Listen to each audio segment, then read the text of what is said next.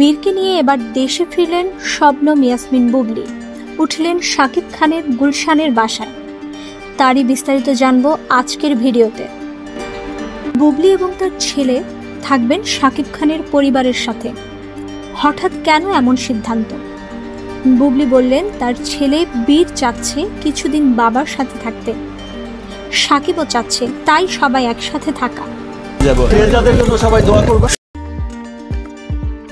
গতকাল বুবলির একটি ভিডিও চিত্র আলোচনায় আসে।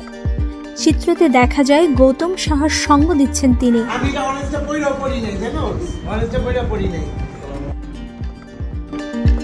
তবে কি এবার নতুন কোনো চমক নিয়ে আসছেন তিনি? আর তা দেখে অপু বিশ্বাসের গায়ে আগুন লেগে গেছে।